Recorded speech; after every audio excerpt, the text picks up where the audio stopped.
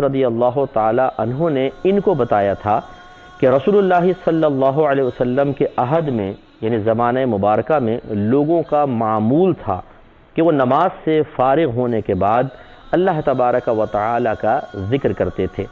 हज़रत इब्न अब्बास रदी अल्लाह ताला अन्हु ने फरमाया कि जब मैं इस ज़िक्र को सुनता तो मैं जान लेता कि लोग नमाज से फारिग हो चुके हैं। तो आप गौर फरमाइए कि लफ्ज़ क्या इस्तेमाल किए हैं कि आपने कहा कि सरकार के ज़माने में लोगों का मामूल था कि वो नमाज के बाद बुलंद आवाज़ से ज़िक्र किया करते थे। तो चूँकि हज़रत इब्न अब्बास रदी अल्लाह ताला अन्हुमा जिस वक्त का ये वाक़या ज़िक्र कर रहे हैं उस वक्त आप छोटे हैं और छोटे बच्चे बाज़ औक़ात जमात से पीछे रह जाया करते हैं, वरना तमाम सहाबा में से कोई पीछे नहीं रहता था, ये छोटे से थे उस वक्त। तो ये कहते हैं कि बाज़ औक़ात मैं घर से मस्जिद तक नहीं पहुँच पाता था, छोटा सा था, तो जब नमाज ख़त्म हो जाती थी तो मैं जमात के इख्तिताम को बुलंद आवाज़ से ज़िक्र के ज़रिए पहचान जाता था कि जमात ख़त्म हो गई है। दूसरी बात ये कि जमात फ़र्ज़ नमाज पढ़ने के बाद रहमत कौनैन सल्लल्लाहु अलैहि वसल्लम अक्सर बुलंद आवाज़ से ज़िक्र फरमाते और सहाबे कराम भी आपके साथ ज़िक्र किया करते थे अक्सर, लेकिन हमेशा करना साबित नहीं है। हाँ, अक्सर आपने किया है और ये मामूल राइज था उस ज़माने में। तीसरी बात यह है कि जो अमल नबी करीम सल्लल्लाहु अलैहि वसल्लम से साबित हो जाए वो यकीनी सी बात है कि सुन्नत है। अब भी बाज़ मस्जिदों में जमात ख़त्म होती है तो बुलंद आवाज़ से 3 बार कलीमा पढ़ लिया जाता है। तो इसमें होता यूँ है कि बाज़ औक़ात देर से कुछ नमाजी आते हैं जिनकी नमाज एक या 2 रकतें निकल जाती हैं, वो अपनी पढ़ने खड़े हो जाते हैं।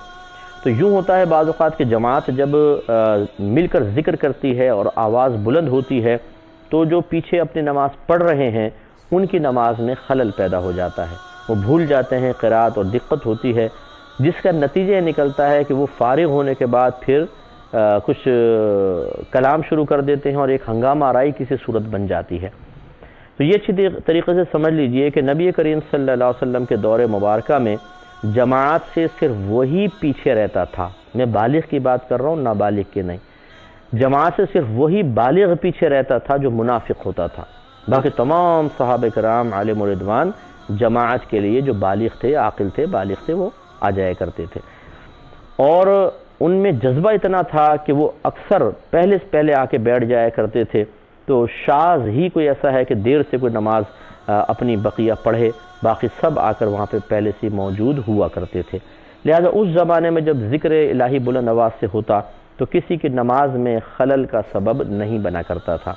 लेकिन आजकल सूरत हाल ये है कि अब एक बहुत बड़ी नमाजियों की तादाद ऐसी होती है कि आप जैसे इमाम सलाम फेरते हैं आप पीछे देखिए 3-4 सफ़ें खड़ी हो जाती हैं, यानी इतने लेट आते हैं लोग।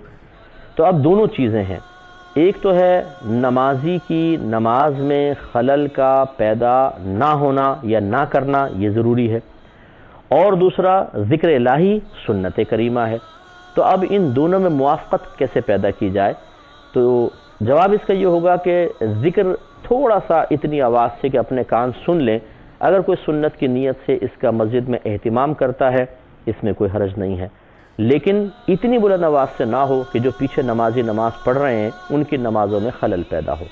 बाज़ औक़ात मैंने देखा है कि अगर कोई नमाजी ऑब्जेक्शन कर देता है कि जी आप बहुत बुलंद आवाज़ से ज़िक्र कर रहे हैं, मेरी नमाज में खलल पैदा हुआ, तो हमारे यहाँ ये भी एक रविश है कि फ़ौरन कहते हैं कि तुम तो लगता हो तुम्हारा अक़ीदा ख़राब है, निकल जाओ यहाँ से बाहर। ये तरीक़ाकार मुनासिब नहीं है। क्यों हम सिर्फ इस बात पर किसी के अक़ीदे की ख़राबी का सबूत हासिल नहीं कर सकते हैं।